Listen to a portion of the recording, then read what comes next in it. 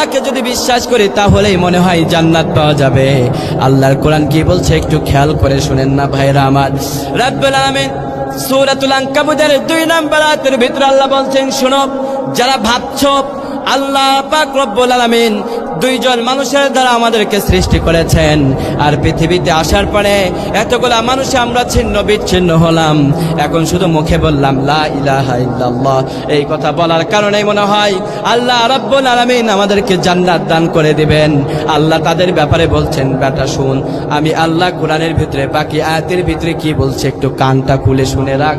শুধু ঈমান আনলেই পরে জান্নাত পাওয়া যাবে না, আমি আল্লাহ বলে দিলাম, আহাসিবান নাসু أن يتركوا أن يقولوا آمنا وهم لا يفتنون।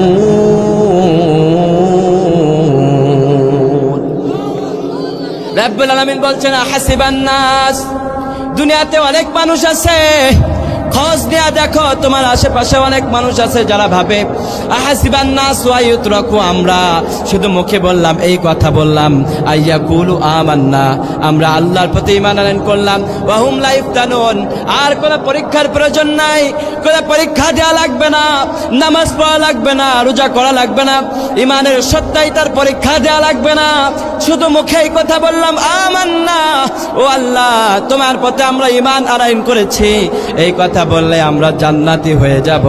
আল্লাহ গো, আল্লাহ বলছেন লা ইফতানুন, খবরদার এই কথা তোমরা ভেবো না, আমি আল্লাহ অবশ্যই অবশ্যই ঈমানের দাবিতে সত্যবাদী না মিথ্যাবাদী যাচাই করে নিব। সুবহানাল্লাহ বলেন। তার মানে শুধুমাত্র মুখে বললেন, ইমাম সাহেবের কাছে স্বীকৃতি দিলেন আমি তো মুসলিম, আমি তো 5 ওয়াক্ত নামাজে যাই, আমি তো কালিমা পড়ে নিয়েছি, আল্লাহর হাবিবের প্রতি আমার বিশ্বাস আছে, আল্লাহর প্রতি আল্লাহর রাসূলের প্রতি আমার বিশ্বাস আছে, আমানতু বিল্লাহ ওয়া মালাইকাতিহি ওয়া কুতুবিহি ওয়া রুসুলি, আমি আল্লাহর প্রতি ঈমান এনেছি, আল্লাহর হাবিবের প্রতি ঈমান আনয়ন করেছি, আল্লাহ যার যার প্রতি ঈমান আনয়ন করার কথা বলেছেন আমি তাদের প্রতি ঈমান আনয়ন করেছি, এখন আমি জান্নাতি হয়ে যাব। আল্লাহ বললেন না না, খবরদার আমার বান্দার এই কথা ভেবো না, লা ইফতানুন, খবরদার এটা বোকামি ছাড়া আর কিচ্ছু না। আওয়াজ দিয়ে বলেন না ঠিক কিনা। আমরা বললাম আল্লাহ কেন আপনি আমাদেরকে পরীক্ষা করবেন, কেন আপনি আমাদেরকে যাচাই করে নেবেন? আল্লাহ তাআলা পরের আয়াতের ভিতরে আল্লাহ রাব্বুল আলামিন জানিয়ে দিয়েছেন, সূরাতুল আনকাবুতের 3 নম্বর আয়াতের ভিতরে আল্লাহ আবার বলছেন, ওয়ালাকাদ ফাতান্নাল্লাযীনা মিন ক্বাবলিহিম ফালায়া'লামান্নাল্লাহুল্লাযীনা সাদাকু ওয়া লায়া'লামান্নাল কাযিবিন।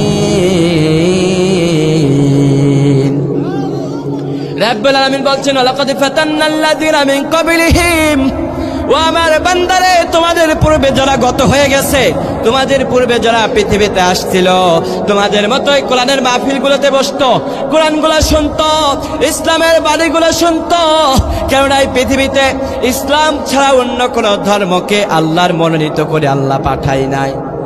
কথা কোন? ইহুদিদের ধর্ম এসেছিল, নাসারাদের ধর্ম এসেছিল, কিন্তু তাদের মূল ছিল ইসলাম। ইসলাম ছাড়া অন্য কিছুর উপরে আল্লাহ তাআলা তাদের নবীদেরকে পাঠাই নাই, ঠিক কিনা? আর ইসলামকে পূর্ণাঙ্গ করে দিয়েছেন আমাদের হাবিবের দ্বারা, কারণ আমাদের হাবিবের পরে আর কোন নবী আসবে নাকি? মা কানা মুহাম্মাদুন আবা আহাদিম মির রিজালিকুম ওয়ালাকিন রাসূলুল্লাহ ওয়া খাতামান নবিয়্যিন, তুমি শেষ নবী, তোমার পরে আর কোন নবী আসবে না, তোমার পরে আর কোন দিন আসবে না।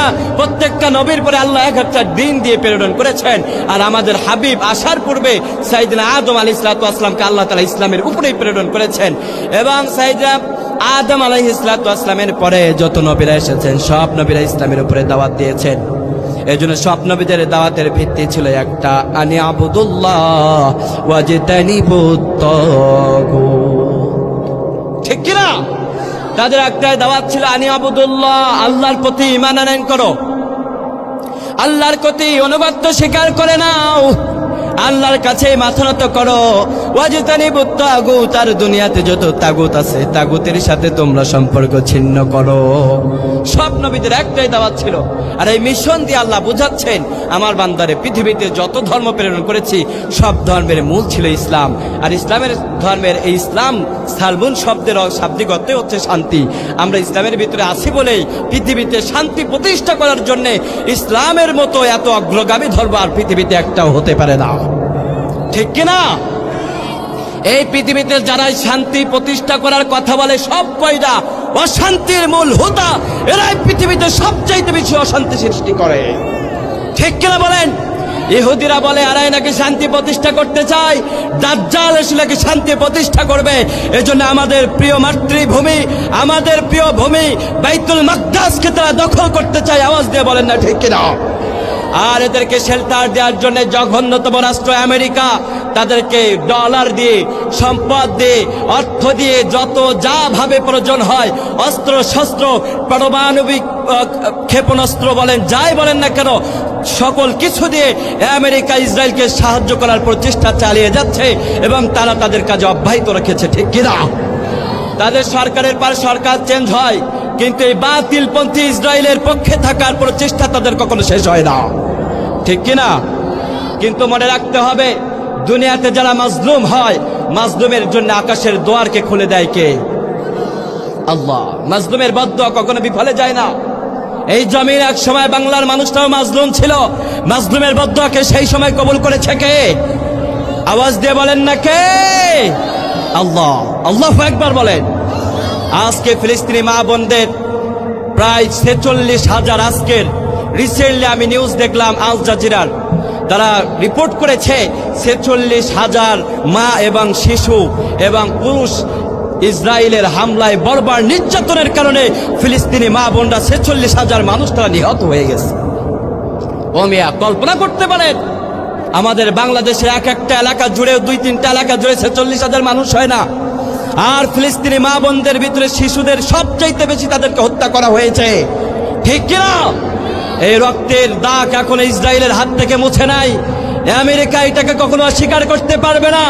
আর পৃথিবীতে যারা জুলুম করে আল্লাহ তাদেরকে কখনো ছাড় দেয় না। আওয়াজ দিয়ে বলতে হবে ঠিক কিনা?